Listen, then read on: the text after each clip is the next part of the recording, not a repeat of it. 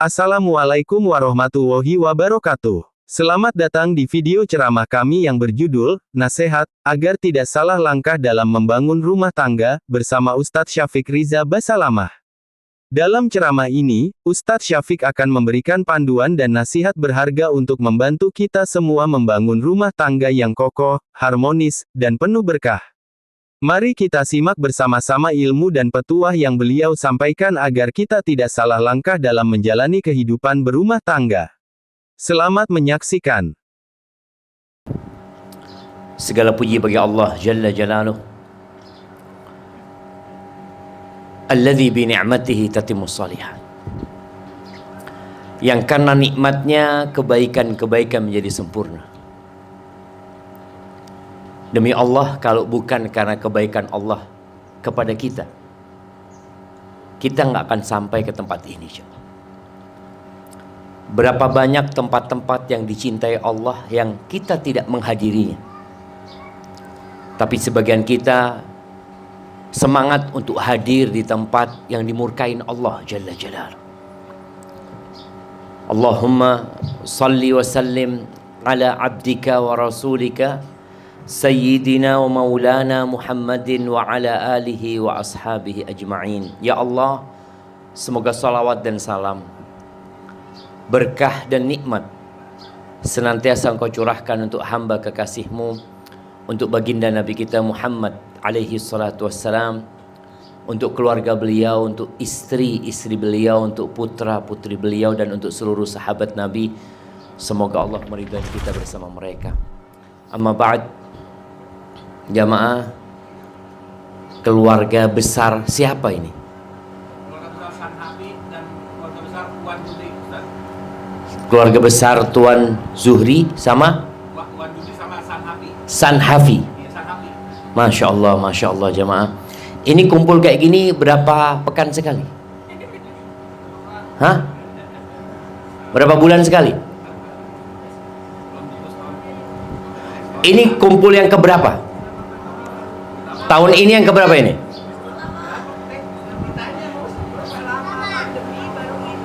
Masya Allah, berarti selama hampir 3 tahun lah nggak kumpul. Masya Allah, Alhamdulillah nih bisa kumpul ini benar-benar nikmat dari Allah Subhanahu Wa Taala. Hari ini tanggal berapa? Tanggal berapa jamaah?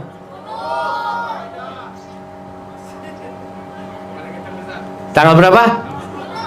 10. Tanggal 21. Kok tanggal 10? Tanggal berapa jemaah? 21. Betul 21. 21 apa? Juni. Kok Juni? Jemaah, ada masalah yang mungkin kita anggap remeh. Masalah penanggalan. Ini yang hadir semua di sini muslim kan? Oke. Orang Islam itu punya kalender sendiri. Sejak 1444 tahun yang lalu. Tapi sebagian kita ngakunya muslim, tapi nggak tahu sama kalender Islam. Tahunya cuma ada di bulan Dzulqa'dah. Ada bulan yang katanya Allah bulan-bulan haji. Al-hajju ashhurun ma'lumat. Sebagian kita sudah berangkat haji. Tapi kadang-kadang dia nggak tahu proses haji itu gimana sebenarnya sih. Masya Allah, silahkan nih, Masya Allah. Ini ketemu keluarga semua ceritanya ini. Ahlan wa sahlan.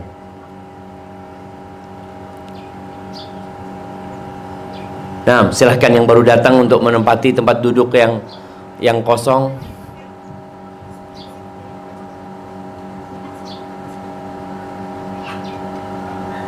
Masya Allah, Masya Allah.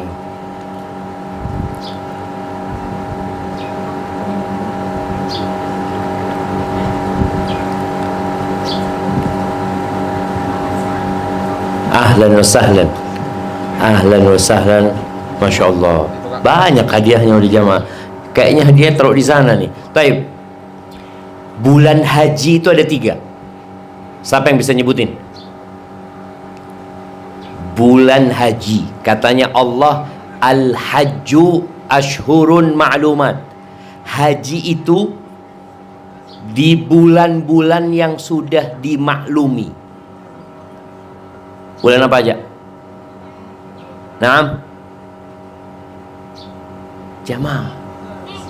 Ya, bulan apa nih? Anak-anak nih, anak-anak kayaknya lebih pintar dari bapaknya nih. Ya, bulan apa aja? Dzulhijjah, Dzulqa'dah, Syawal. Masya Allah, maju ke depan. Masya Allah, maju ke depan. Masya Allah, ahlan wa sahlan. Mau yang mana hadiahnya? Milih sendiri nggak apa-apa. Masya Allah, barakallahu fikum. Siapa namanya? Khalid. Masya Allah, barakallahu fikum Khalid. Silahkan duduk Khalid. Masya Allah, kita lihat alhamdulillah Khalid bisa jawab. Khalid anaknya siapa? Oh, itu bapaknya. Iya, bulan haji itu bulan Syawal, Dzulqa'dah, Dzulhijjah. Coba kalau kita taunya tanggal 10 Juni, nggak ada kaitannya dengan ibadah sama sekali. Baik, kemudian pertanyaan yang kedua, sebutkan 4 bulan haram. Tuh, kalau ada bulan haji, ada 4 bulan haram. Yang semuanya ini kalender umat Islam. Kita yang ngaku muslim kadang-kadang nggak Ustaz, anak pokoknya Islam biasa-biasa aja. Urusan kalender urusan paling biasa. Tiap hari kita itu ada hubungannya sama kalender. Ya, sebutkan 4 bulan haram. Nah, mana yang mau jawab nih? Kayaknya semua orang tua diwakili sama anak-anaknya. Nah, ya, ada yang bisa jawab? Ya, yang mak-mak di belakang.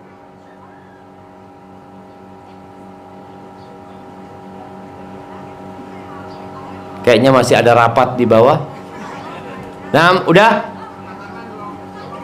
Siapa yang bisa jawab? Zatwa. Nah, sebutkan. Berdiri biar dengar. Itu mic-nya, pegang mic-nya itu. Ini kerja kelompok kayaknya jemaah. Muharram. Ramadan, bulan puasa Ramadan lah.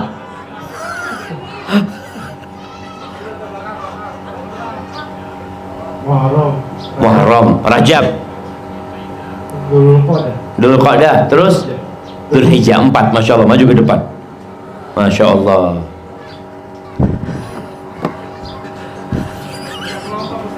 Ini kerja kelompok ceritanya ya. Nggak apa-apa, bismillah. Mau yang mana? Iya, siap. Barakallahu fikum. Nah, ahibati fillah, berkaitan dengan bulan haram, berbuat dosa di bulan haram itu nggak sama dengan berbuat dosa di bulan biasa. Tapi buat orang yang nggak tahu, sama aja buat dia. Padahal Allah Azza wa Jal benar-benar menjadikan bulan haram itu bulan suci. Baik, sekarang kita masuk tanggal 21. 9 hari lagi kita akan masuk ke bulan apa? Bulan Dzulhijjah. Dari tanggal 1 Dzulhijjah sampai tanggal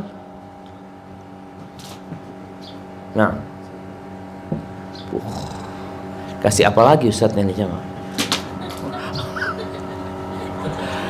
Siap, dari tanggal 1 Dzulhijjah sampai tanggal 10 itu dikenal dengan 10 awal Dzulhijjah.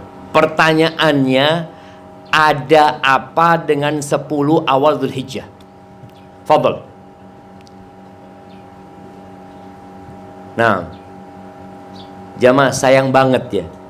Kita itu kalau nggak punya ilmu, kita akan kehilangan banyak kebaikan dalam urusan dunia dan dalam urusan akhirat. Maka dikatakan man arada dunya fa'alaihi bil ilm. Yang ingin dunia harus belajar. Wa man arada al akhirah fa'alaihi bil ilm. Yang mau akhirat belajar. Makanya berapa banyak ya orang-orang sekarang, mak-mak nih, yang sudah tidak pakai bumbu penyedap. Kenapa dia masak tanpa bumbu penyedap?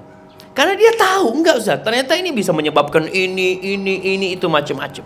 Tapi ketika dia nggak tahu, dia suka. Ada istri seorang ustadz. Istri seorang ustadz ini kepingin makan nasi goreng di pinggir jalan. Sang suami ngomong, sudahlah makan di rumah, bikin nasi goreng di rumah. Enggak, kepingin nasi goreng di situ. Akhirnya nih ustadz ngomong sama istrinya, udah, engkau duduk di mobil, aku yang turun. Ketika dia turun, dia ngomong sama yang goreng, nggak usah dikasih bumbu penyedap. Sudah sampai rumah dimakan, loh kok nggak enak ya, kata dia. Iya, yang bikin enak itu bumbu penyedapnya sebenarnya. Diambil lagi jemaah. Tadi udah dikasih ke Ustadz, diambil lagi. Masya Allah. Hadiah buat hadiah. Jadi berapa banyak orang yang meninggalkan berbagai macam hal yang dulu dia kerjakan, tapi sekarang nggak dia kerjakan. Kenapa? Karena dia punya ilmu. Maka sekali lagi itu, 10 awal Dzulhijjah ini, kata Nabi alaihi salatu wassalam, mungkin sebagian kita sudah pernah dengar, tapi lupa. Disampaikan oleh khatib Jumat kemarin umpamanya, tapi nggak fokus. Kata Nabi alaihi salatu wassalam, ma min ayyamin al-amalu salihu fihinna ahabbu ilallah min hadhil ayyam. Catat nih jemaah, tidak ada hari-hari sepanjang tahun ya yang beramal soleh di dalamnya lebih dicintai Allah daripada beramal soleh di 10 awal Dzulhijjah. Kita biasa sholat sunnah tiap hari, umpamanya kita sholat duha, tapi di awal Dzulhijjah nilainya lebih baik dari sepanjang tahun. Kita biasa sodakoh, tapi sodakoh di 10 awal Dzulhijjah memiliki nilai yang jauh lebih besar. Sampai para sahabat bertanya, walal jihadu fi sabilillah, ya Rasulullah, jihad di jalan Allah, perang yang berpotensi membuat orang kehilangan nyawanya, membuat orang pulang cacat, membuat anak-anak jadi yatim, para wanita jadi janda. Apakah amalan itu masih lebih baik beramal di 10 awal Dzulhijjah? Kata Nabi alaihi salatu wasallam, walal jihadu fi sabilillah, jihad di jalan Allah pun tidak dapat menandingi beramal soleh di 10 awal Dzulhijjah. Illa rajulun, kecuali satu kondisi. Seorang laki-laki yang keluar dari rumahnya berjihad di jalan Allah, dia bawa hartanya, dia bawa jiwanya, kemudian dia tewas di jalan Allah, nggak pulang. Itu baru yang tidak tertandingi. Maka jamaah, kita yang banyak dosa, kita yang mungkin ketika muda jauh dari jalan-jalan ketaatan, kita bisa sebenarnya memanfaatkan momentum 10 awal Dzulhijjah ini untuk mengganti hari-hari yang lalu.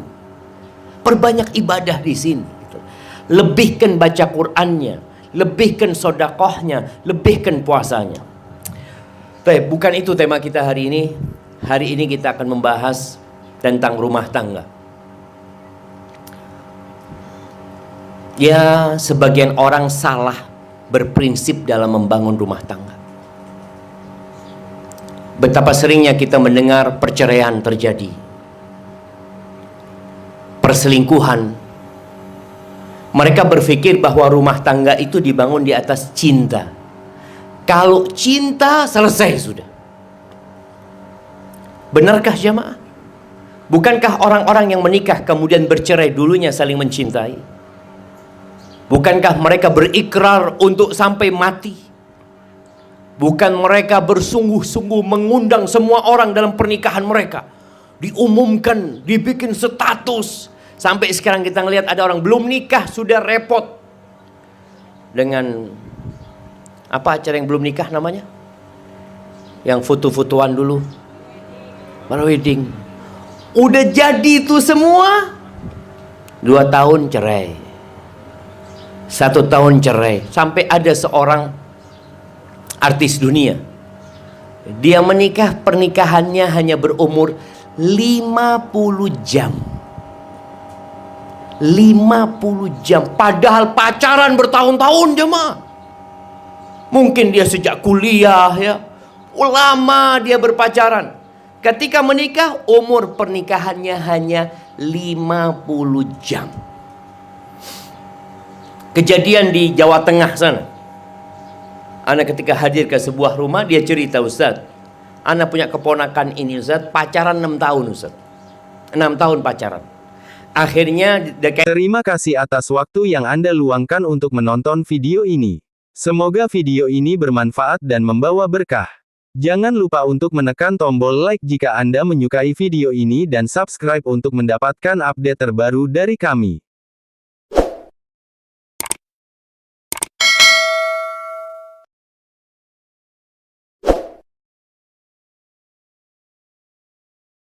Dukungan Anda sangat berarti bagi kami dalam menyebarkan ilmu yang bermanfaat. Kami juga mohon maaf jika mengganggu waktu tonton Anda. kayaknya sejak dia SMA Ustaz, sampai kuliah. Lulus kuliah baru nikah. Wallah Ustaz, nikah 6 hari cerai. Kemana cinta yang 6 tahun? Kemana kata-kata indah yang selalu disebutkan? Kemana kata-kata manja yang selalu dituliskan? Nggak ada. Akhirnya kita berpikir, terus rumah tangga itu dibangun di atas apa, jemaah? Kenapa ada suami yang katanya cinta sama istrinya tapi dia berzina? Kenapa ada istri yang na'udzubillah, yang dia mengatakan cinta suaminya, ternyata anak yang dikandungnya bukan anak suaminya? Apakah ada? Banyak di masyarakat. Maka hari ini sebagai seorang muslim kita perlu belajar lagi. Anda lihat alhamdulillah ada sesepuh-sesepuh di sini yang mungkin Anda tidak akan menggurui, mereka lebih banyak makan asam dan garam ya dalam kehidupan rumah tangga. Tapi ada juga di antara mereka yang sebenarnya sudah bosan sama istrinya. Ada emak-emak yang mungkin sudah ngelihat lakinya, ya Allah kapan mati ini orang, nggak mati-mati. Ketawa-ketawa, ada jemaah, ada. Jadi kalau tembok itu bisa berbicara, akan menceritakan keluh kesah setiap pasangan. Dan kejadian di Pekalongan sana, ada seorang rombongan emak-emak ini takziah ke rumah kawan mereka. Mak suaminya baru mati. Datang mereka, ya Allah kesian kau ya Allah yang sabar, berharap pahala dari Allah. Kata dia, apa-apa, tunggu, kata dia, apa? Kata dia, loh engkau kan mati, so, alhamdulillah sudah. Capek ngurusin orang tua itu saya. Alhamdulillah mati, istirahat. Adakah yang seperti itu? Ada. Maka kita harus berpikir sekarang, rumah tangga yang sebenarnya itu dibangun di atas apa? Semua orang ketika membangun rumah tangga, dia ingin mendapatkan ketentraman, kedamaian. Terakhir kisah, siapa artis yang baru cerai atau gugat cerai jemaah? Yang selalu mengatakan cinta sayang, kata netizen bohong semuanya. Enggak, dulu cinta. Ya, boleh jadi. Dulu cinta. Cinta itu seperti bunga. Dia harus dirawat dan diserami. Cinta itu bisa layu. Cinta itu bisa kering, cinta itu bisa mati. Dan apakah rumah tangga harus dibangun di atas cinta? Ketika seorang tidak cinta sama istrinya, apakah kemudian harus bercerai? Enggak. Seorang istri nggak cinta sama suaminya, apakah dia harus berpisah? La. Umar bin Khattab radhiyallahu taala anhu, di kota Mekah ya atau kota Madinah, ada seorang laki-laki namanya Ibnu Abi Abza. Hampir semua wanita yang dinikahin sama dia terakhir gugat cerai. Boleh jadi semuanya. Akhirnya laki-laki ini duda lagi. Karena digugat cerai terus. Suatu hari dia ingin membersihkan namanya. Bahwasanya perceraian terjadi bukan salah dia. Salah perempuan-perempuan itu, kata dia. Pulang dari masjid, dia bawa kawannya. Abdullah bin Abil Arqam, dibawa ke rumahnya. Syuf, dengarkan ya. Engkau dengarkan bagaimana istriku. Datang sang suami Ibn Abi Abza mengatakan, Ibn Abi Azra, bukan Ibn Abi Abza, Ibn Abi Azra. Dia tanya kepada istrinya, anshuduki billah, demi Allah aku minta sama engkau pernyataan. Nih suami kadang-kala juga ada yang bertanya pertanyaan nggak perlu dijawab, tapi dia bersumpah dengan nama Allah. Anshuduki billah, Atuhibbinani, engkau cinta nggak sama aku? Kata sang istri, udahlah, jangan tanya itulah, ngomong yang lain. Akhirnya tetap maksa sang suami. Akhirnya sang istri karena suaminya minta dengan nama Allah, kata istrinya, enggak. Kalau engkau tanya aku cinta sama engkau, enggak. Akhirnya laporlah orang ini kepada Umar bin Khattab radhiyallahu anhu, Amirul Mukminin. Dibawa saksinya, nih, Amirul Mukminin, tuh, istriku itu nggak cinta sama aku, kata dia. Gimana aku mau hidup sama orang yang tidak mencintaiku? Akhirnya istrinya dipanggil sama Umar bin Khattab. Ketika datang istrinya ditanya, "Anti, engkau yang ngomong, engkau nggak cinta sama suamimu?" Kata dia, "Ya Amirul Mukminin, innahu nasyadani billah." Wahai Amirul Mukminin, dia itu minta sama aku dengan nama Allah gitu. Lalu perempuan ini sadar, boleh aku bohong? Boleh aku dusta? Kata dia. Kata Umar, ikdzibi, nggak apa-apa bohong kau. Ternyata ada bohong yang diperbolehkan. Bohong antara suami istri yang berkaitan dengan rayu merayu, cinta mencinta ya. Suami ditanya sama istrinya, "Bang, engkau cinta nggak sama aku?" Allah, nggak ada perempuan lain di hatiku kecuali dirimu. Padahal dia mau nikah lagi coba. Bohong dia sebenarnya. Tapi untuk urusan yang seperti itu nggak apa-apa. Nggak ada. Engkau kalau belah dadaku, ada namaku terukir di sana. Siapa yang suka diomongin kayak gitu sama suaminya? Oh, kadang-kala istrinya ngomong gombal bang. Umar mengatakan kepada perempuan, boleh kau bohong. Ketika ditanya sama suamimu, cinta, cinta. Sayang, sayang. Kau pengen mati sama aku? Iya, mati bersamamu. Sampai surga, sampai surga. Padahal di hatinya enggak. Lalu Umar bin Khattab mengatakan, jemaah, ini pesannya. Fa inna aqallal buyut allati tubna 'alal hub. Sedikit rumah tangga yang dibangun di atas cinta. Sedikit. Kenapa? Karena kita hidup di dunia bukan untuk bersenang-senang. Mata'un qalil. Kesenangan dunia ini sedikit. Kita makan apa nanti? Makan apa? Soto? Soto Banjar. Soto Banjar. Baik, bayangkan ya, makan soto Banjar dengan kita BAB. Nikmat mana aja? Kalau dikasih makanan enak lalu Allah katakan nggak bisa BAB. Apa yang terjadi? Wallahi soto Banjar nggak ada rasanya. Kita akan ke dokter. Oh harus operasi, kita akan operasi. Itulah kehidupan dunia jemaah. Bukan tempat bersenang-senang, tempat berjuang. Maka semua kenyamanan yang ada di dunia itu berbalut kesedihan, tangisan, berbalut ketidaknyamanan. Karena kita diciptakan untuk mengabdi kepada Allah Azza wa Jalla. Tempat bersenang-senang ada namanya surga.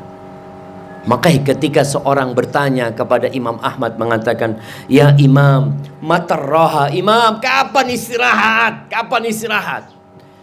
Capek hidup di dunia ini. Dunia ini penjara buat orang beriman. Penjara. Ini nggak boleh, itu nggak boleh, harus kayak gini, wajib seperti itu. Capek. Kapan istirahat? Kata Imam Ahmad, fi awwali qadamin tadauha fil jannah. Ketika engkau meletakkan kakimu di surga, baru istirahat. Makanya kembali kepada perkataan Umar bin Khattab radhiyallahu anhu, sedikit rumah tangga yang dibangun di atas cinta. Sedikit. Terus kenapa kok orang-orang bertahan dalam rumah tangganya? Coba seorang anak tanya sama ibunya. Siapa yang bapaknya suka marah-marah, tanya sama ibunya, Emak kok mau bertahan sama bapak kayak gitu? Ya, kesian bapaknya. Nah, sudah tua. Kalau bisa dibungkus, emak bungkus bapakmu itu. Cuma kesian. Kesian yang membuat dia bertahan, bukan cinta. Dan kebanyakan kalau sudah tua-tua ini yang ada kesian. Ada suami yang kesian sama istrinya, istri kesian sama suaminya. Ana bertemu dengan satu orang, ya suaminya sudah umur 70 tahun, 72. Udah pakai tongkat, udah tua. Istrinya 62, 65. Tapi istrinya kuat. Istrinya gugat cerai suaminya.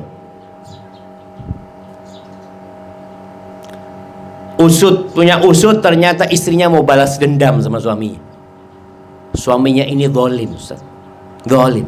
Sekarang dia sudah tua renta, dia butuh sama anak katakan selamat tinggal. Enggak, sudah, anak capek ngurusin orang tua ini, Ustaz.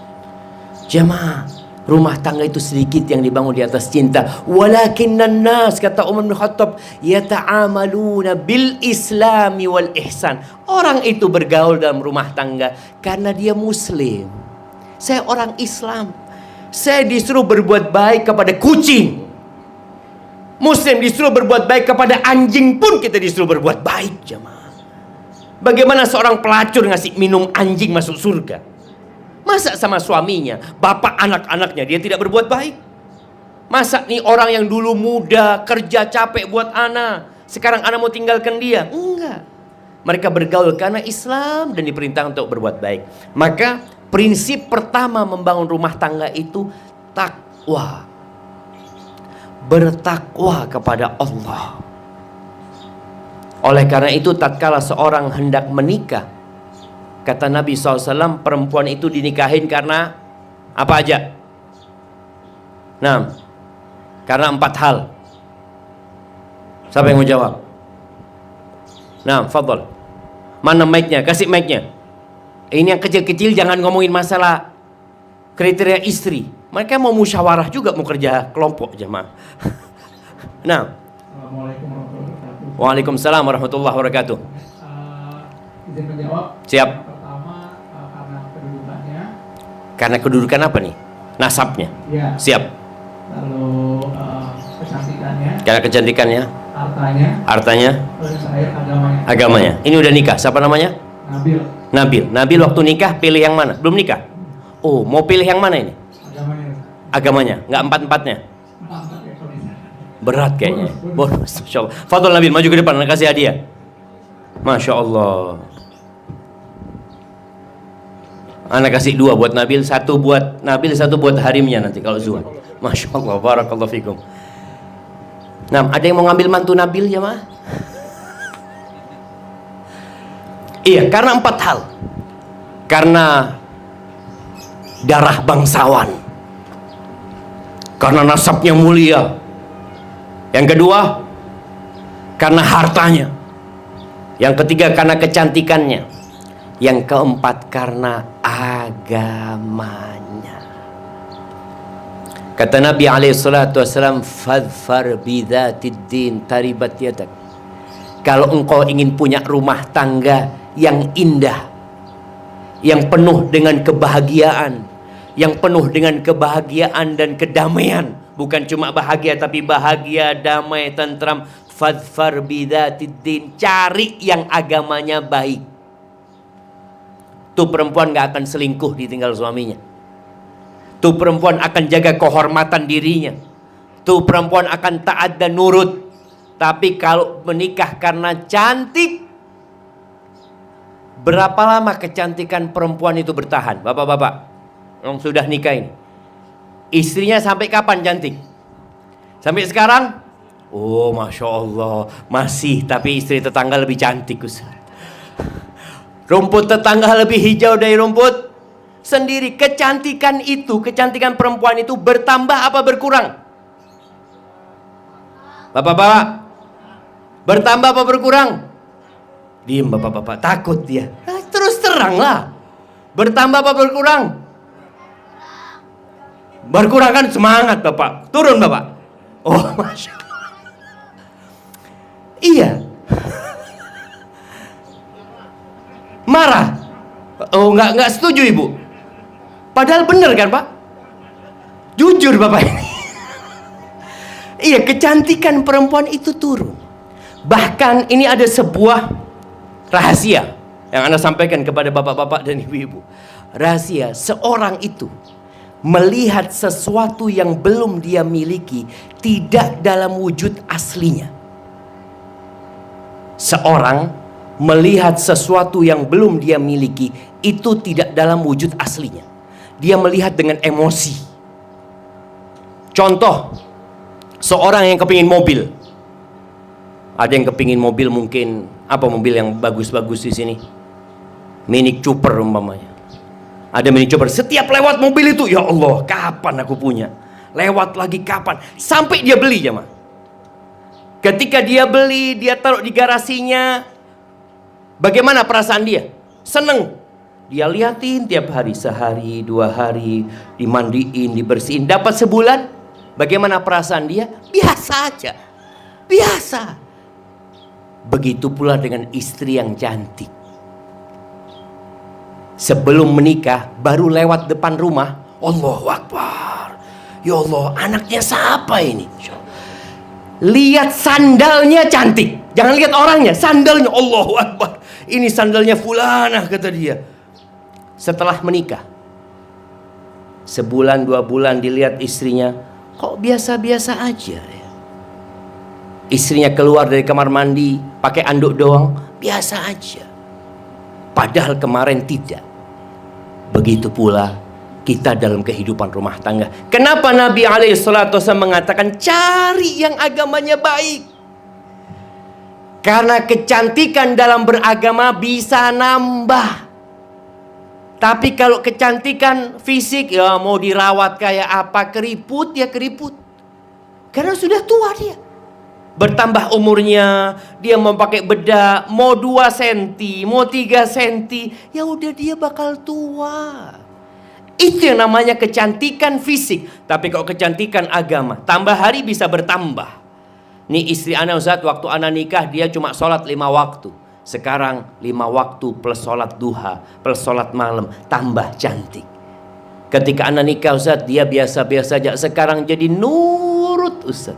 Di sini suami akan semakin cinta. Kalau cuma melihat wajah, banyak di luar sana yang lebih cantik dari dia, jemaah. Banyak di sana. Dan selalu tadi, rumput tetangga lebih hijau dari rumput sendiri. Padahal tetangga juga ngelihat istri kita sama kayak gitu. Kok kayaknya lebih cantik istrinya fulan. Maka ingat, menikah karena takwa kepada Allah Azza wa Jalla. Ahibati fillah. Di surat At-Tolaq dalam Al-Quran, Anda mau tanya nih, Al-Quran itu terdiri dari berapa surat? 6. Ayo. Angkat tangan yang mau jawab. 114, Masya Allah, kasih hadiahnya. Kirim ke sana, Masya Allah. Barakallahu fikum. Ibu-ibu, Al-Quran terdiri dari berapa surat? Mak-mak, diam aja. Yang diterangkan surat Yasin, Al-Fatihah, sama apa lagi? Al-Waqi'ah, Ar-Rahman. Al-Quran itu 114 surat. Al-Quran ini surat cinta dari Allah kepada kita, supaya kita hidupnya bahagia. Di antara 114 surat itu ada satu surat namanya surat At-Tolaq, surat perceraian. Nggak ada surat pernikahan, nggak ada. Yang ada surat perceraian. Kenapa? Kalau pernikahan orang sudah siap untuk mengumumkan pernikahannya di depan orang banyak. Tapi ketika bercerai, ada yang dia undang. Siapa yang pernah dapat undangan perceraian? Alhamdulillah Ustaz, ana dapat undangan perceraian. Insya Allah, yang diundang 100 orang. Ada? Nggak ada. Karena itu kesedihan. Di surat At-Tolaq ini, Allah 5 kali menyebutkan takwa. Itu menunjukkan prinsip dasar utama rumah tangga itu takwa. Contoh nih yang ada di ayat ke-1 dari surat At-Tolaq, Allah mengatakan ya ayyuhan nabi. Awal Allah mengatakan di surat Tolak ini, ya ayyuhan nabi, wahai nabi. Padahal sebenarnya yang dipanggil itu kita. Tapi Allah ingin mengatakan kepada Nabi agar umatnya yang mengaku umatnya Nabi Muhammad SAW. Kita semua ngaku-ngaku. Buktikan engkau. Kalau engkau umatnya Nabi Muhammad SAW. Ya ayyuhan nabi, idza talaqtumun nisa fatalliquhunna li'iddatihinna. Wahai Nabi, apabila kalian, habis Nabi dikatakan kalian. Apabila kalian hendak menceraikan wanita, maka ceraikan wanita itu di masa iddah mereka. Lalu kata Allah, wa ahsul iddah, hitung masa iddah itu. Wattaqullaha rabbakum, takutlah, bertakwalah kepada Allah Tuhan kalian. Nah, ana mau tanya sama emak-emak ini. Apa hukumnya kalau suami menceraikan istri dalam kondisi hamil? Mama.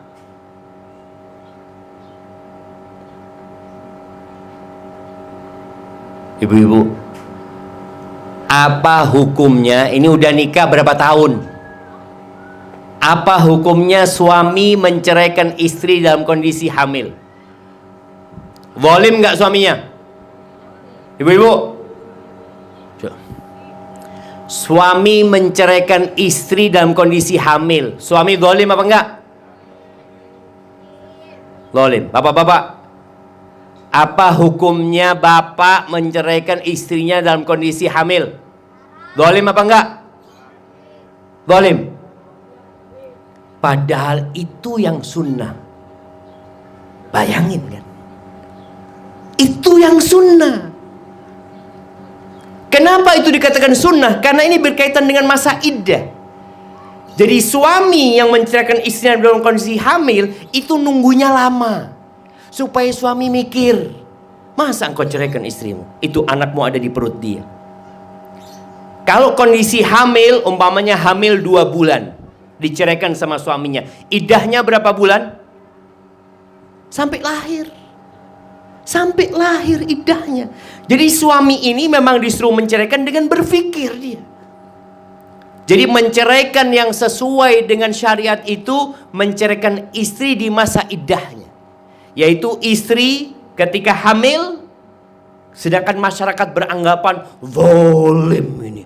Masa istrinya hamil diceraikan? Kemana perasaannya? Kemana imannya? Padahal itu yang sesuai dengan agama. Agama ini nggak pakai perasaan, pakai apa? Perintah Allah. Baik. Yang kedua, menceraikan istri dalam kondisi suci, belum dihubungin. Itu sunnah. Jadi dalam Islam itu bukan marah cerai, enggak. Suruh mikir, benar nggak ini sudah layak diceraikan? Oh ternyata belum Ustaz, dia lagi datang bulan, nggak boleh diceraikan. Kalau dia menceraikan, zalim dan berdosa, dan dia perlu merujuk istri. Kemudian, jadi yang sunnah itu menceraikan istri dalam kondisi hamil atau menceraikan istri dalam kondisi suci, belum disentuh, belum dihubungin. Kalau dia sudah dihubungi, nunggu. Jadi suami ini marah sama istrinya. Naudzubillah, di masyarakat kadang-kala jamaah, malam hari habis dihubungi, pagi diceraikan. Itu ada di masyarakat. Ini yang zalim engkau. Kalau engkau niat menceraikan istrimu, tunggu dulu. Engkau memang benci, nggak suka, tunggu dulu. Tunggu kapan? Tunggu dia suci dan engkau tidak hubungin. Baru engkau katakan, aku ceraikan dirimu. Tapi kebanyakan kita karena nggak belajar agama lagi. Orang menikah karena suka, bukan karena takwa. Itu yang terjadi di masyarakat, berantakan. Nah, Allah katakan bertakwalah, takut sama Allah kalian. Memang tetangga nggak tahu bagaimana dia menceraikan istrinya, tapi Allah tahu bagaimana ketika dia menceraikan istrinya. Kemudian Allah katakan waman yattaqillah di ayat kedua dari surat At-Talaq. Allah sebutkan lagi takwa. Waman yattaqillah yaj'al lahu makhrajan. Nih, dalam rumah tangga mesti ada masalah. Siapa rumah tangganya yang nggak ada masalah? Semuanya. Rumah tangga Nabi SAW piring pernah pecah. Jadi kalau bapak-bapak, ibu-ibu di rumahnya pernah piringnya pecah, aman insya Allah. Makanya kalau nggak kepingin pecah, ganti piringnya pakai piring plastik. Jadi kalau lihat istrinya suka marah, udah kasih piring plastik. Fadhol. Allah katakan, waman yattaqillah yaj'al lahu makhrajan. Barang siapa bertakwa kepada Allah, pasti Allah kasih jalan keluar. Jadi ketika ada masalah, kemana seharusnya kita lari? Ke Allah. Minta sama Allah Azza wa Jalla. Kadangkala perceraian tidak bisa dihindari. Sebagian perempuan kalau diceraikan oleh suaminya stres, depresi. Dia kebingungan, gimana Ustadz, anak-anak Ustadz. Anak ini hanya ibu rumah tangga. Waman yattaqillah yaj'al lahu makhrajan. Barang siapa bertakwa kepada Allah, pasti Allah kasih solusi. Rizki wa yarzuqhu min haitsu la yahtasib. Allah kasih rizki dari arah yang tidak disangka-sangka. Kebanyakan kita itu berpikiran rizki itu dari siapa? Dari suami. Sebagian kita berpikir rizki anak karena anak bekerja keras, karena anak seorang insinyur, karena anak orang yang pintar, karena anak punya perusahaan. Ingat yang kasih rizki Allah. Berapa banyak yang punya ribuan perusahaan bangkrut. Orang yang bertakwa tenang hidupnya. Suaminya mati, mungkin suaminya mendolimin dia, dia bertakwa kepada Allah, Allah kasih solusi. Ada perempuan-perempuan yang suaminya tidak memberikan nafkah. Gimana Ustaz menghadapi suami kayak gini Ustaz? Bertakwa kepada Allah. Kalau engkau terus nuntut sama suami, kalau suami ngasih, alhamdulillah. Biasanya yang ada berantem. Kesian sama anak-anak. Waman yattaqillah yaj'al lahu makhrajan wa yarzuqhu min haitsu la yahtasib. Allah kasih rizki dari arah yang tidak disangka-sangka. Di antara rizki dari arah yang tidak disangka-sangka itu ya hadiah. Mungkin orang tua mati, rizki apa enggak jamaah? Orang tua mati, warisan ini, alhamdulillah. Kalau bicara sedih, naam, tapi di situ ada rizki yang tidak disangka-sangka. Kadangkala orang tua anaknya mati, anaknya orang kaya mati, belum nikah anaknya. Siapa yang mewarisinya? Bapak sama ibunya. Yang jelas serahkan sama Allah Azza wa Jalla. Terus Allah juga mengatakan waman yattaqillah, di ayat keempat Allah katakan waman yattaqillah yaj'al lahu min amrihi yusra. Barang siapa bertakwa kepada Allah, maka Allah akan jadikan urusannya mudah. Itu prinsip pertama. Makanya kalau mau menikah, carilah lelaki yang soleh, carilah wanita yang soleha. Pernah datang kepada Hasan al-Basri seorang bapak. Dia mengatakan, ya Aba Sa'id, putriku ini banyak dilamar orang. Ya, sebagian orang tua punya putri Masya Allah, yang ngelamar banyak.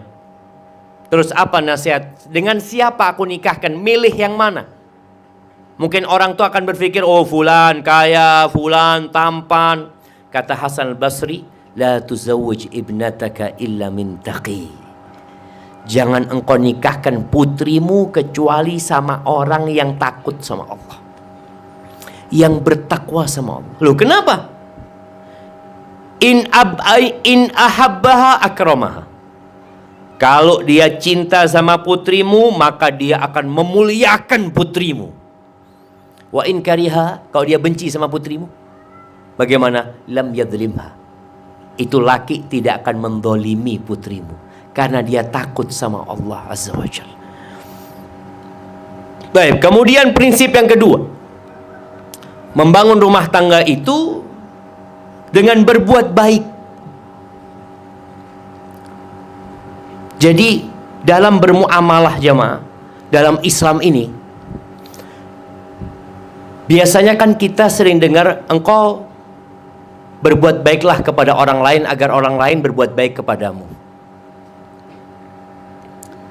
Engkau tersenyum kepadaku, aku tersenyum kepadamu. Engkau memuliakan aku memuliakan dirimu. Ini prinsip yang ada di masyarakat. Dalam Islam enggak. Lebih dari itu. Nabi SAW sampai mengatakan, silman qata'ak. Nih, biasanya dalam keluarga terjadi pemutusan silaturahim. Fulan nggak lagi menegur kita, kadang-kala masalah-masalah harta. Kata Nabi SAW, sambung yang memutuskan hubungan kepada. Yang terjadi banyak di masyarakat, engkau berkunjung ke rumahku, aku berkunjung ke rumahmu. Engkau kirim parcel buat aku kirim parcel kepadamu. Biasanya seperti itu. Kata Nabi SAW, sambung orang yang memutuskan hubungan. Yang nggak mau menegurmu, nggak mau datang ke rumahmu, nggak mau telepon engkau yang telepon. Nggak ada urusan, Ustaz dia lebih muda, seharusnya dia yang tahu diri. Nggak ada. Memang dia harusnya kayak gitu. Tapi bagaimana ketika dia memutuskan hubungan? Kita katakan selamat tinggal. Lah, Islam nggak kayak gitu. Sambung orang yang memutuskan hubungan samamu. Wa ahsin ila man asa'a ilaik. Dan berbuat baiklah kepada orang yang berbuat buruk kepadamu. Ini Islam. Jadi dalam berumah tangga, jangan selalu mengatakan, kadang-kala seorang perempuan mengatakan, Ustaz, hadis-hadis yang berkaitan dengan taat sama suami, itu kalau suami baik Ustaz. Suami kayak gitu, na'udzubillah, anak gak mau nurut sama dia. Ini terjadi dalam rumah tangga. Padahal gak kayak gitu prinsipnya. Suamimu berbuat buruk kepadamu, engkau berbuat baik sama dia. Ini perintah Allah. Apa kata Allah Azza wa Jal? Idfa' billati hiya ahsan. Balaslah keburukan itu dengan yang lebih baik. Ini prinsip Islam. Jadi orang berbuat baik sama kita, kita berbuat baik sama dia, ya memang biasa. Tapi orang berbuat buruk sama kita, kita berbuat baik sama dia, ini spesial jamaah. Allah mengatakan wala tansawul fadla bainakum. Kalian dalam kehidupan rumah tangga jangan melupakan keutamaan di antara kalian. Melihat kepada kelebihan bukan melihat kepada kekurangan. Ya, sering ana sampaikan, istrimu bukan bidadari dan engkau bukan malaikat. Enggak. Makanya Nabi SAW mengatakan la yafraq mu'minun mu'mina. Jangan seorang suami yang beriman benci sama istrinya beriman. Istrinya beriman, bertakwa kepada Allah, cuma namanya perempuan, ada yang cerewet. Bapak-bapak, ada yang istrinya tidak cerewet? Bapak-bapak, kayaknya senyum-senyum semua. Nah, ibu-ibu ada yang nggak cerewet di sini? Alhamdulillah, bapak-bapak harus bersyukur istrinya cerewet. Anak-anak kita bisa ngomong karena siapa? Karena emaknya cerewet. Coba emaknya diem, nggak bisa ngomong tuh anak. Karena bapak-bapak ngajak ngomong anaknya jarang. Emak-emak ini anaknya belum bisa ngomong, masih digendong, diajak ngomong aja. Aduh, kok cantik ya ini itu, si anak melongo lihat emaknya. Itu emakmu, alhamdulillah. Jadi wajar yang seperti itu. Kata Nabi SAW, jangan benci istrimu yang beriman. In kariha minha khuluqan, kalau ada perilaku istrinya yang tidak dia sukain, selama tidak melanggar agama Allah, ya hanya untuk pelayanan. Kadangkala suami datang, istri masih pakai daster ya. Datang, ya Allah, ini istri apa ART ini, dilihat kadangkala seperti itu. Ada yang kayak gitu di rumah umpamanya, nggak suka, tapi dia sabar. Kalau dia benci dengan sebagian perilakunya, bukankah ada perilaku lain yang dia cintai? Maka melihat kepada kelebihan. Kemudian jamaah yang ketiga, Allah mengatakan fa imsakun bima'rufin au tasrihum biihsan. Dalam berumah tangga ini nggak boleh ada KDRT. Islam nggak kenal KDRT. Kalau engkau mau jaga istrimu, lanjutkan pernikahan dengan cara yang baik. Tapi kalau memang tidak bisa dilanjutkan, maka ceraikan dengan cara yang baik. Tidak harus berantem, tidak harus pukul-pukulan. Sedih jamaah ketika kita melihat ya berita, ini dua orang sejoli, Masya Allah. Awalnya dikatakan ya rumah tangga yang harmonis, tahu-tahu istrinya gugat cerai di pengadilan karena suaminya KDRT. Suaminya juga melaporkan di pengadilan, istrinya juga KDRT. Rumah tangga seperti apa? Rumah tangga yang tidak dibangun di atas takwa. Engkau memang nggak cocok, nggak bisa dilanjutkan, sudah dimediasi, ya udah, kita cukup di sini. Mungkin memang kita tidak ada kecocokan. Dan berapa banyak suami istri yang bercerai, kemudian suaminya menikah lagi, istrinya menikah lagi, rumah tangganya harmonis. Karena boleh jadi suaminya tidak sabaran. Akhirnya suami dapat istri yang penyabar. Si istri seperti itu juga. Dia melihat suaminya, na'udzubillah, kemudian dia bercerai, dapat suami yang penyabar. Ada ketidakcocokan yang tidak bisa dilanjutkan, cukup. Maka fa'imsakun bima'ruf au tasrihum bi ihsan. Ya, jangan cuma nuntut hak, tapi berikan hak lawanmu. Kita kadangkala sama pekerja kita gajinya cuma 50.000, kita tambahin 60.000. Kita tambahin 100.000. Sama istri lebih seharusnya jemaah. Jadi kalau nafkah istri cukupnya, istri anak cukupnya ini ya 10 juta lah Ustaz, sebulan. Tapi sang suami mengatakan, nih anak kasih 15 juta. Itu ihsan. Itu ma'ruf. Ada hal-hal yang bukan kewajiban suami.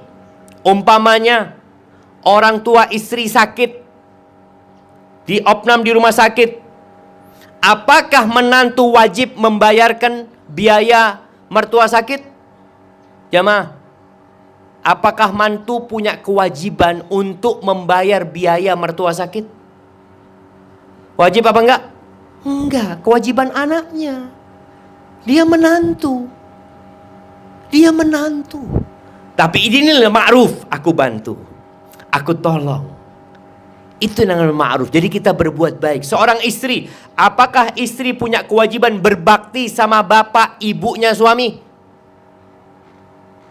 Ya ma, punya kewajiban apa enggak? Enggak. Dia wajib berbakti sama emaknya, sama bapaknya. Dia wajib berbakti kepada suaminya. Tapi termasuk ma'ruf, dia bantu suaminya berbakti sama orang tuanya. Ini namanya ma'ruf. Jadi kalau kita duduk bicara hak dan kewajiban, ya kita akan mengatakan ini hak, ini kewajiban. Tapi bukan hanya itu dalam Islam. Ada yang namanya ma'ruf. Itu bukan kewajibanku, tapi aku akan membantu dan menolongmu. Kenapa? Karena takwa kepada Allah Azza wa Jalla. Jadi poinnya di takwa itu. Baik, yang keempat, sabar. Jadi dalam kehidupan ini kita perlu sabar. Seorang yang jomblo, nih Nabil masih jomblo, saya lagi jomblo, itu harus sabar karena dia jomblo. Kadang-kadang Allah Ustaz, fitnah Ustaz, perempuan Ustaz, anak kepingin nikah ini. Nikah harus sabar lagi. Antum harus sabar menghadapi istri, harus sabar menghadapi mertua, harus sabar menghadapi ipar. Nanti punya anak tambah ruwet lagi. Yang namanya rumah tangga ini isinya masalah. Wallah jemaah, isinya masalah, maka diperlukan kesabaran. Ana masih ingat ketika Ana menyelesaikan S3 di Madinah, di tahun terakhir Ana nggak kuat sudah. Menghadapi istri sama anak-anak 4 itu nggak kuat. Karena pagi Ana harus antar mereka ke sekolah, nanti jemput sekolah, istri mau belanja ini, ya Allah, Ana harus menyelesaikan disertasi, nggak selesai. Ana ngomong sama istri Ana, afwan ya, Ana mau pulangkan kalian semua ke Indonesia. Ana nggak kuat, Ana takut nggak selesai disertasi. Butuh kesabaran. Jadi orang tua butuh kesabaran. Maka dalam berumah tangga, setelah bertakwa, waman yattaqi wa yasbir. Siapa bertakwa dan sabar, selesai sudah. Selesai hidupnya. Akan penuh dengan kebahagiaan. Maka kata Nabi SAW, wa ma u'tiya ahadun ata'an khairan wa awsa minas sabr. Nggak ada pemberian Allah yang lebih luas, yang lebih baik daripada kesabaran. Tapi kesabaran perlu dilatih. Kata Nabi SAW, waman yatasabbar yusabbirhullah. Barang siapa yang melatih dirinya, nahan dirinya untuk sabar, Allah bikin dia sabar. Sebagian orang mengatakan, Ustadz, sabar itu kan ada batasnya. Oh, ini sudah mulai nggak kuat nih. Ada batasnya? Nggak ada. Engkau perlu bersabar. Selama masih bisa dijalani, jalani. Ini ada kejadian jemaah. Ada kejadian yang sedih sebenarnya kalau dengar cerita ini. Seorang istri yang diceraikan gara-gara satu kaleng Pepsi. Diceraikan gara-gara satu kaleng Pepsi. Perempuan itu beda sama laki-laki. Apa bedanya? Nah, Ana mau tanya sama emak-emak, apa bedanya emak-emak sama bapak-bapak? Coba kasih mic-nya sama emak-emak. Siapa yang mau jawab? Kadangkala kan seorang mama mengatakan, ini Ustaz, bapak-bapak tidak mau memahami bagaimana perempuan. Iya, fadhal. Ibu-ibu, Allah mengatakan, walaysa dzakaru kal untha. Laki itu nggak sama sama perempuan. Masya Allah, yuk kita dengar nih. Iya, apa perbedaannya mama sama bapak-bapak? Ya, kalau mama pakai hati, kalau bapak-bapak pakai logika. Masya Allah, terus? Cuma itu doang? Kalau mama lebih baper ya. Lebih baper? Ya. Kalau bapak-bapak lebih santai. Ya udahlah. Santai gitu kan? Nah, Masya Allah, bagus, kasih hadiahnya jamaah. Jadi udah tahu nih sama suaminya nih, ambil hadiahnya. Iya, sini adik naik, biar adik naik. Masya Allah, kasih hadiahnya. Barakallahu fikum. Iya, bapak-bapak itu kadang-kadang santai, betul. Istrinya marah dia santai, yang santai ya. Tapi umumnya kayak gitu. Kadang-kala nih, kalau suami istri berantem nih, ada bapak-bapaknya yang memang sudah belajar, udah ngerti, dia diam ya. Kemudian dia pergi meninggalkan rumah. Karena dia nggak ingin panjang-panjang. Apa kata istrinya? Tunggu dulu, belum selesai nih. Belum selesai. Emangnya berantem mau dilanjutkan? Ya ditinggal, seharusnya kayak gitu. Jadi perempuan itu pakai perasaan tadi dikatakan, dan perempuan itu sering lupa dengan kebaikan. Dia kalau sudah sakit hati, yang dia ingat sakitnya terus, ya, kayak nggak ada baiknya suami itu. Dan ini terjadi dengan satu kaleng Pepsi. Nih suaminya mau pulang dari kerja, istrinya telepon, bang, ini di Saudi sana, bang jangan lupa bang ya, Pepsi satu, siap. Suaminya pulang, dekat rumah dia mampir di minimarket, dia beli tuh belanja yang biasa dia belanja. Subhanallah jamaah, Pepsi lupa dia beli jamaah. Dia bawa 2 kantong besar nih jamaah. Semua istrinya kebutuhan rumah tangga. Sampai rumah, istrinya kan minta Pepsi, dicari Pepsinya itu. Dia lupa dengan semua yang dibeli sama suaminya. Bang, kok nggak ada Pepsi? Ya Allah, lupa anak. Istrinya mulai, subhanallah bang ya, selalu yang aku inginkan kau lupa. Engkau ingat bang, dulu aku minta ini, engkau nggak kasih. Dulu terus ya masih istri ini membongkar luka-luka lamanya sama suami. Kata istrinya, aku minta maaf gitu, enggak terus. Akhirnya sang suami nggak tahan. Nggak ada kebaikan suaminya. 2 kantong plastik itu dilupakan. Yang dia ingat Pepsi plus dosa-dosa suaminya yang dulu. Akhirnya suaminya nggak kuat, ini sudah berumah tangga 7 tahun. Kata suaminya, sudah aku ceraikan engkau. Kayak gitu jemaah. Makanya ya, perempuan itu kenapa banyak masuk neraka? Bapak-bapak, coba kasihkan mic-nya ke bapak-bapak. Nah,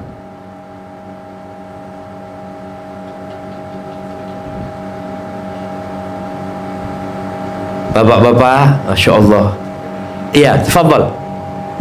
Sering mendustakan kebaikan-kebaikan suami. Masya Allah. Ana mau tanya, ibu-ibu betul? Betul ibu-ibu? Apa nggak terima ibu-ibu? Betul. Nabi SAW mengatakan, kasih hadiahnya jemaah, belum hadiahnya. Fadhal, fadhal. Nih. Masya Allah. Jadi kasihkan hadiah, tukar fulus nanti di sana.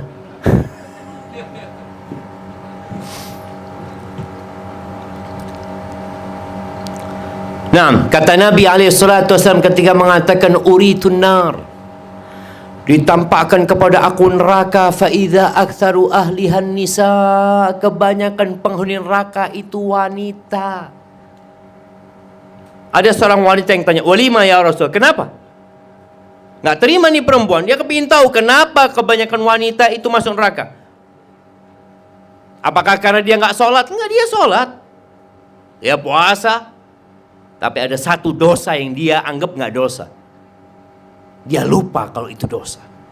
Sebagian wanita rajin mengaji, rajin baca Al-Quran, rajin sodakoh, tapi lupa dengan satu dosa. Kata Nabi SAW, yakfurnal ashir wa yakfurnal ihsan. Dia kufur sama suaminya, nggak berterima kasih sama suaminya. Dia kufur dengan kebaikan suaminya. Lau ahsanta ila ihdahunad dahr. Ini buat suami yang baik tentunya.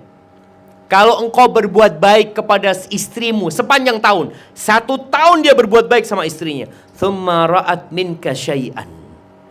Kemudian dia lihat engkau melakukan sesuatu yang menyakitkan hati dia. Kayak tadi Pepsi itu. Nyakitkan hati dia. Dilupakan di permintaan dia. Keinginan dia tidak diberikan. Mungkin dia lebih mengutamakan orang tuanya. Mungkin dia lebih mengutamakan adiknya atau siapa. Pokoknya melihat suaminya menyakiti hatinya. Apa kata perempuan ini? Ma ra'aitu minka khairan qad. Nggak pernah aku melihat engkau menyenangkan hatiku. Nggak pernah engkau memberikan sesuatu kebaikan buat aku. Subhanallah. Ini Nabi yang mengatakan alaihi salatu wassalam. Berarti perempuan harus lebih fokus ya, memperbaiki sifat dan karakternya ini. Bukan berarti nggak bisa dirubah, bisa dirubah, bisa dirubah. Ada kisah di Andalusia, ketika Andalusia masih negeri Islam jamaah. Ada seorang istri raja yang dia melihat gadis-gadis kampung, bocah-bocah kampung itu main lumpur. Biasanya kalau mau tanam padi atau apa, kan sawah itu diisi air ya. Itu anak-anak desa itu, ya Allah, mandi lumpur jemaah. Istrinya raja kepingin mandi lumpur jemaah. Antum bayangin ya, orang kaya itu kadang-kala kalau ngelihat orang desa naik mobil pickup di belakang, itu kepingin gitu. Ya Allah, kata dia. Padahal yang naik pickup kepingin naik yang pakai AC gitu jemaah. Tapi yang pakai AC kepingin naik pickup tuh di belakangnya tuh. Ini istri raja kepingin mandi lumpur. Tapi mana mungkin istri raja mandi lumpur. Akhirnya sama raja ini dibikinkan kolam coklat. Coklat. Itu istrinya mandi coklat. Ya Masya Allah, bahagia banget. Suatu hari kerajaan ini runtuh. Akhirnya sang raja sama istrinya ya hidup menjadi orang biasa. Ya ada masalah lah dalam rumah tangga ya. Istrinya sakit hati sama suaminya. Lalu istrinya mengatakan, "Wallah ma ra'aitu minka khairan qad." Demi Allah aku nggak lihat engkau berbuat baik sedikit pun. Nggak pernah nyenangkan hatiku. Sang suami jamaah ingat dengan kebaikan dia mandi coklat itu. Maka tanya, "Wala yaumul wahl?" Hari yang aku bikinkan coklat buat engkau seperti lumpur itu, aku nggak berbuat baik. Hari itu juga engkau nggak berbuat baik sama aku. Itu sifat perempuan. Maka di sini suami perlu sabar menghadapi istri yang kadang-kala melupakan kebaikannya. Kayak tadi urusan Pepsi, yang istri mengungkit-ungkit kejelekan suaminya, kesalahan suami, sabar. Kalau enggak ya bercerai jadi. Kalau sudah bercerai menyesal. Berapa banyak yang bercerai 3 kali, Allah ya apa saja caranya supaya bisa balik lagi. Karena masalah itu ada ya. Maka perlu kesabaran. Yang terakhir, damai. Tidak semua yang diminta oleh suami didapat dari istrinya. Tidak semua yang diminta istri didapat dari suaminya. Kadang-kala haknya tidak diberikan. Suami ngasih nafkah, Ustadz, ya nggak cukup sebenarnya Ustadz. Ya sudah gimana? Istri mungkin bisa bantu usaha. Ya. Mungkin yang ada dikelola dengan baik. Ya. Suami juga seperti itu. Mungkin istrinya tidak bisa masak dengan enak. Ya udahlah gimana? Nggak bisa masak dengan enak, mungkin bisa cari pembantu. Padahal itu seharusnya istri yang melayani suaminya seperti itu. Jadi ada hal-hal yang kita perlu berdamai dalam rumah tangga ini. Istri sakit kena stroke, nggak bisa melayani suaminya. Apa yang terjadi? Suami nggak bisa dilayani. Ya coba damai bagaimana supaya rumah tangganya tetap bertahan, dia tetap menjadi istri, tapi suaminya masih bisa menyalurkan syahwatnya umpamanya. Mungkin suaminya suruh kawin lagi atau apa, yang penting kau jangan cerai sama aku. Itu damai dalam rumah tangga. Karena ada istri yang sakit parah nggak bisa melayani suaminya, dia mengatakan engkau jangan kawin lagi, mau berzina nggak apa-apa tapi jangan kawin lagi. Na'udzubillah min dzalik. Ini karena prinsip pertamanya bukan takwa. Yang dia pikir kalau nikah lagi, oh nanti warisan, nanti harus adil, nanti harus ini. Kalau berzina kan, selesai menyalurkan syahwatnya, selesai dia pulang ke rumahnya. Na'udzubillah, nggak seperti itu. Kalau seperti itu, maka rumah tangga itu akan berantakan. Anak-anak akan jadi anak-anak yang tidak benar, yang tidak taat, akan durhaka sama orang tuanya. Hadza wallahu a'lam bishawab. Itu yang dapat Anda sampaikan. Kurang lebihnya mohon maaf. Mungkin kita masuk ke sesi tanya jawab. Nah, Anda kembalikan kalau ada pertanyaan, monggo silahkan, kita santai. Yang mau makan-makan, yang mau minum-minum jamaah. Nah,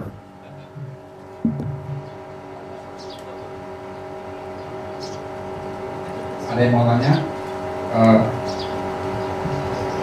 Assalamualaikum warahmatullahi wabarakatuh, Ustaz. Waalaikumsalam warahmatullahi wabarakatuh. Ada yang sih pertanyaan Ustaz kemarin, Ustaz. Dari WA pertanyaan Ustaz terkait pilihan pendidikan anak ya. Jadi ini ada suami istri punya anak perempuan SMP, mau naik SMA. Suaminya pengen anaknya itu sekolah umum, sementara istrinya pengen sekolah agama. Nah akhirnya istri itu ke pokoknya anak harus ke sunat, anaknya pun mau Ustaz, ke sekolah sunat. Nah akhirnya suami bicara begitu Ustaz, saya nggak ridho kalau kayak gitu. Nah itu gimana Ustaz? Apakah memang suami istri itu berhak sama suaminya atau gimana Ustaz? Masya Allah, barakallahu fikum. Iya jamaah, kalau bicara pendidikan buat anak ini sebenarnya kembali kepada visi dan misi orang tua. Kalau visi dan misi orang tua itu berbeda, biasanya anak jadi korban. Rasulullah Shallallahu Alaihi Wasallam itu pernah mendiamkan istrinya selama 1 bulan. 1 bulan 9 istri Nabi itu ditinggal. Kenapa? Karena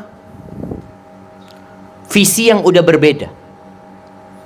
Istri-istri Nabi pada waktu itu banyak menuntut, yang minta kemewahan dunia, banyak cemburu ini dan itu. Akhirnya setelah 1 bulan turun firman Allah yang Nabi bacakan kepada setiap istrinya. Istrinya dikasih pilihan.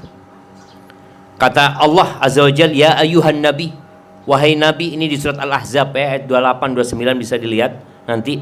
Ya ayuhan nabi, wahai nabi, qul li azwajika, katakan kepada istri-istrimu, in kuntunna turidnal hayatad dunya wa zinataha fata'alaina umatti'kunna wa usarrihkunna sarahan jamila. Kalau ambisi kalian itu dunia, kemewahan dunia, kenyamanan dunia, kemari kalian semua, aku kasih pesangon, aku kasih harta, lalu kita selamat tinggal. Aku akan ceraikan kalian dengan perceraian yang baik, selamat tinggal. Itu kalau ambisinya dunia. Tapi wa in kuntunna turidnallaha wa rasulahu wad daral akhirah, kalau ambisi kalian akhirat, Allah dan Rasulnya dan kehidupan akhirat, fa innallaha a'adda lil muhsinati minkunna ajran 'azima. Sesungguhnya Allah menyediakan buat orang yang berbuat baik di antara kalian pahala yang besar. Wallahi jamaah, dunia kita lihatlah, kita akan jadi tua renta, kita tidak akan dapat menikmati dunia. Kembali kepada pertanyaan sekarang, kalau ternyata visi mereka berbeda, maka sang istri perlu bertanya kepada suami, bang, engkau ingin anakmu jadi apa sih? Engkau kepingin jadi apa? Banyak orang tua mempersiapkan anaknya hanya untuk jadi orang pinter, hanya untuk menjadi orang yang dapat menghasilkan uang dunia, visi dan misi. Banyak orang pinter di penjara. Itu di Sukamiskin rata-rata orang pinter di sana. Bahkan profesor, doktor ada di sana. Anda pernah masuk ke sana berjumpa dengan orang-orang pinter jemaah di sana semua. Apa keinginan orang tua? Ingin menjadikan anaknya orang pinter. Dan ini pendidikan yang kayaknya perlu diperbaikin. Ini juga ada seorang yang Masya Allah, dia kasih masukan sama dia, itu tokoh sabung ayam se-Asia Tenggara. Orang ini. Kemudian dia bertobat. Dia mengatakan, Ustaz, kita itu salah didik sama orang tua kita, Ustaz. Loh kenapa? Dari dulu bapak ibu anak ngajarin, nak sekolah nak supaya jadi orang pinter, nak sekolah supaya jadi orang pinter. Nggak ada yang mengatakan supaya jadi orang soleh, supaya jadi orang yang bertakwa kepada Allah. Hampir nggak ada, Ustaz. Selalu supaya jadi orang pinter, supaya bisa bekerja, supaya bisa punya uang. Selalu itu yang ada di diri orang tua. Maka di sini perlu istri ngomong, bang, engkau kepingin jadikan apa anak-anak kita? Kalau bicara sekolah umum, lihat sekolah umum itu yang jadi masalah. Indonesia ini darurat seks bebas. Itu yang namanya laki perempuan dikumpulkan satu sekolahan. Jadinya apa? Dulu tahun 93. Iya. Itu ada penelitian di daerah kampus ya. Di mana hanya tinggal berapa persen yang gadis di sana. Laki perempuan dikumpulkan jadinya apa gitu. Oh enggak Ustaz, insya Allah bertakwa kepada Allah. Ini seperti seorang ayah yang melempar anaknya ke air lalu mengatakan, nak jangan sampai basah, jangan sampai basah. Anak lu gimana sih ya? Engkau lemparkan aku ke air lalu engkau katakan jangan sampai basah. Ya basah aku di sana gitu loh. Maka kalau dikatakan apakah istri durhaka sama suami? Insya Allah enggak. Hanya butuh waktu suami melihat hasil anaknya. Anaknya jadi apa nanti? Anaknya jadi anak yang berbakti kepada orang tuanya. Jadi anak soleha. Sebagian orang berpikir terus terang ya maaf, ya kurang lurus pemikiran dia. Di Jakarta ini, kalau nggak salah di daerah Astagfirullahaladzim, Menteng sana. Kalau anda nggak salah, mungkin nanti diperbaikin kalau anda salah. Ada sekolahan namanya Canisius. Ada yang tahu? Di mana? Di Menteng? Iya. Ini sekolahan berdiri tahun 29 atau 28 sebelum kemerdekaan Indonesia. Sampai hari ini sekolah khusus laki-laki. Yang bangun siapa? Katolik. Belanda yang bangun. Kenapa Belanda kok nggak dikumpulkan laki sama perempuan? Oh ini bias gender ini. Nggak ada. Itu anak-anak waktunya sekolah, bukan waktunya pacaran. Anak-anak itu dididik supaya tadi jadi anak yang soleh, yang berbakti kepada orang tuanya, yang bermanfaat buat negeri dan bangsanya. Kalau mereka sampai umur nikah nanti mereka gitu. Ini dikumpulkan laki sama perempuan, didudukkan bersama di sana. Maka yang terjadi perzinaan. Maka insya Allah tadi sang ibu kalau dia berpikir yang diinginkan bapaknya apa? Oh anaknya matematikanya bagus, anaknya ingin IPA-nya bagus. Ya udah, dia tetap di sekolah yang tadi khusus perempuan umpamanya. Nanti ditambahkan apa yang diinginkan orang tuanya. Karena sekarang terus terang masuk ke fakultas umum itu ada jalur prestasi. Di antara jalur prestasi itu hafal Al-Quran. Itu anak yang hafal Quran masuk UI saya usah tes. Seperti itu. Jadi mungkin tinggal dilihat fokus kepada apa yang dikhawatirkan. Kadang-kadang bapak itu khawatir kan, khawatir anaknya seperti itu. Wallahu a'lam bishawab. Nah, terus dikira pertanyaan cukup kali ya, pertanyaan cukup ya, ada lagi ya, biar kita langsung closing. Atau ada yang mau tanya lagi nggak? Oke.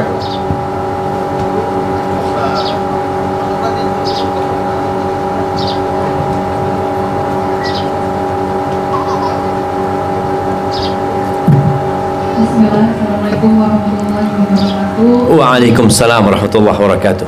Assalamualaikum jazakumullah khair Ustazi untuk ilmunya. Barakallahu fikum. Saya Mbak Ika dari Blackstream Ustazi. Masya Allah, orang Lampung ini. Masya Allah. Nah, tafadhali Mbak Ika. Aku Ustazi izin bertanya. Jadi mungkin ini pertanyaan yang sering dilontarkan anak-anak konsultasi ke saya. Kan kalau menikah itu agama lelakinya harus lebih di atas dari wanitanya atau setara dengan wanitanya gitu.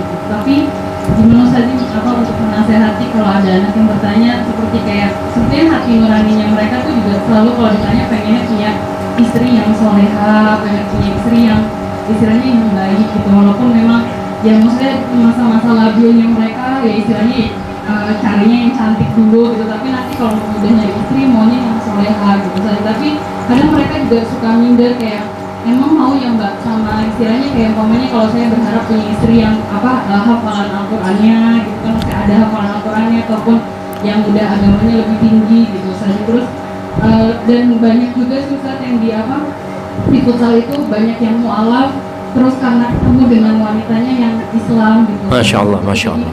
Saya mohon nasihatnya dan mohon doanya Ustaz. Masya Allah, barakallahu fikum. Wa fiik wa barak, Masya Allah. Ya, kalau bicara apakah agama itu harus setara ya. Jadi kalau memang dia hafal cuma juz amma, dia harus cari istri yang hafalannya cuma juz amma. Nggak boleh dapat istri yang hafalannya 30 juz. Bicara agama ada batas minimal. Minimal agama itu orang itu melaksanakan kewajiban, meninggalkan yang haram. Itu minimal. Jadi orang itu tahu mana yang wajib dan tahu mana yang haram, dan dia kerjakan yang wajib, dia tinggalkan yang haram. Ini batas minimal. Kalau bicara dia punya hafalan Quran, ini nilai plus. Tapi apakah suami yang tadi umpamanya suami ini ya dia alhamdulillah melaksanakan yang wajib, meninggalkan yang haram, tapi dia belum bisa baca Quran, bolehkah? Alhamdulillah, kita telah menyimak ceramah dari Ustadz Syafiq Riza Basalamah tentang nasihat agar tidak salah langkah dalam membangun rumah tangga. Semoga nasihat dan panduan yang beliau sampaikan dapat menjadi pedoman berharga bagi kita semua dalam membangun rumah tangga yang harmonis dan penuh berkah. Kami mengucapkan terima kasih yang sebesar-besarnya kepada Ustadz Syafiq atas ilmu dan pencerahannya. Semoga Allah Subhanahu wa Ta'ala senantiasa memberikan kesehatan, kekuatan, dan keberkahan kepada beliau dalam menjalankan dakwahnya. Terima kasih telah menonton. Jangan lupa untuk like, share, dan subscribe agar tidak ketinggalan video-video bermanfaat lainnya. Semoga Allah Subhanahu wa Ta'ala selalu membimbing kita dalam mewujudkan rumah tangga yang bahagia dan penuh berkah. Wassalamualaikum warahmatullahi wabarakatuh.